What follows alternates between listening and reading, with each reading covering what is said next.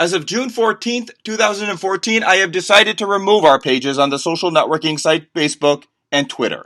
I would like to thank you all so much for your early support, and I hope you continue to visit the site directly. It was amazing to have a couple thousand followers in the first day, really. I wanted to keep the following small at first as we were developing the site and going through the tedious trial and error process of developing the website. The last 6 weeks or so have been an incredible learning process. I have always wanted to run a comprehensive news entity, and I began learning every aspect of the business. I want to focus on our site exclusively now and create a comprehensive plan. If Twitter and or Facebook fall into that plan, then we will return. I felt that too much time was being spent updating and trying to generate a fan base on these social media sites, when instead that time could be better spent creating a solid product. Reporting and analyzing the news has been a lifelong passion of mine, and I'm a firm believer that a strong product will automatically generate a strong customer base, or in this case, a strong following. Also, the rather annoying algorithm manipulations and paid advertising or boosting or whatever they call those options on Facebook were, in my opinion, a gimmick, and we're better off just getting off that site instead of trying to figure that stuff out. There are many aspects to a media organization. It is several tiers deep, unlike your typical buy-sell business. Like every organization, there is the business side of marketing and management, as well as the customer base, which would be you, the viewers, who are looking for the best possible product. We are trying to create a product that not only entertains and attracts viewers, but one that is fair and honest. We must create relationships to try and report stories as accurately as possible, and also use the phenomenon of the internet to research and develop stories. Internet information is part of the media game nowadays, and we must be able to differentiate fact from fiction, or at the very least provide a proper context for the information, which is lacking these days. We must also create partnerships with advertisers so we can generate revenue for the site and pay the bills. One of my important official duties as a young intern at a local Los Angeles news station, I hate to call it important, but it was called important, was to answer the phone calls of people who were supposed to call in for tips, but you always had the nutcases who called in to rant about nonsense like the Kennedy assassination and the conspiracy theories and trying to do something about it, as though some joker like me could do something about it. I tried to explain to a disgruntled caller the business side of why the station aired a certain story, at which point a grumpy producer started yelling at me like she always did and said that they shouldn't know about it and to stop answering the phones because I talked too much. Being the wise guy that I am, I gave her my 2 cents of reasoning despite her shouts, and she eventually walked away, and I think deep down inside she always liked me and I liked her as well, but it's just one of those cases of being at a job way too long, like a lot of these producers, and she would always try to lower the hatchet, so to speak. I basically told her I think it's important to assume that viewers are intelligent and to be as transparent as possible with them.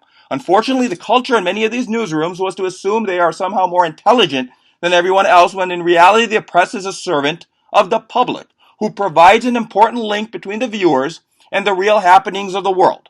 One of my favorite anchormen ever was a guy named Hal Fishman at local KTLA TV Channel 5 in Los Angeles, who passed away a few years back after being the longest running anchor in the history of television. He once said, "I feel we are in a profession that is so much a part of America that it is as important as the legal profession, the medical profession, or teaching. To bring information to the public is the essence of a democratic society." I think Hal Fishman hit that on the head, and I believe viewers nowadays are being deprived of real news more and more because of social media and the need to entertain viewers, and the fact that a lot of news organizations are really just running on social media stories.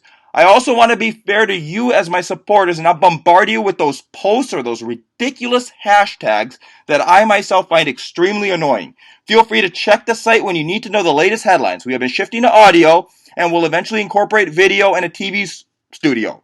I also, in recent pieces, we have been extremely critical of social media, and I felt it would be hypocritical to remain on those sites. The social media revolution, don't get me wrong, has been an incredible phenomenon in our world. It has done some great things, but at this juncture in history, it is my belief that the privilege is being abused by certain fringe elements of our society who are trying to cheat the system and sneak their way to the top with no substantive qualifications.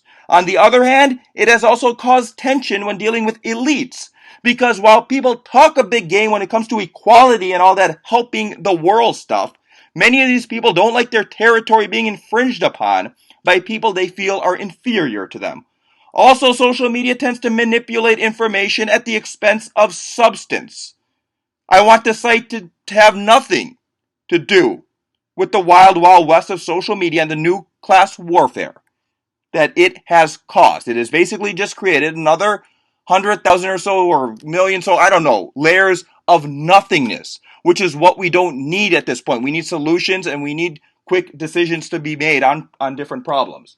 I have met high school dropouts who are 100 times smarter than me, and I know PhDs I'm shocked even went to college. I feel that everyone should have a chance despite education or circumstances, but talents and qualifications should still be respected, and social media is increasingly doing a disservice to that need. The most dangerous thing for a society to endure is the commingling of hard facts with fiction. Unfortunately, we have crossed that line since most news outlets are more concerned now with entertainment and profits instead of serving the public. I myself am not here for the checks or to be seen. I just want you to hear me. So I just want to be heard. I want you to get the straight story. If you want a straight talking news site, you know where to turn. Again, thank you so much for your support early on, and I'm really excited about doing some great things with this site. If you have any comments, questions, or recommendations, please email us. Don't call me like that producer said, but email us at info@breakingnewsflashalert.com. Thank you.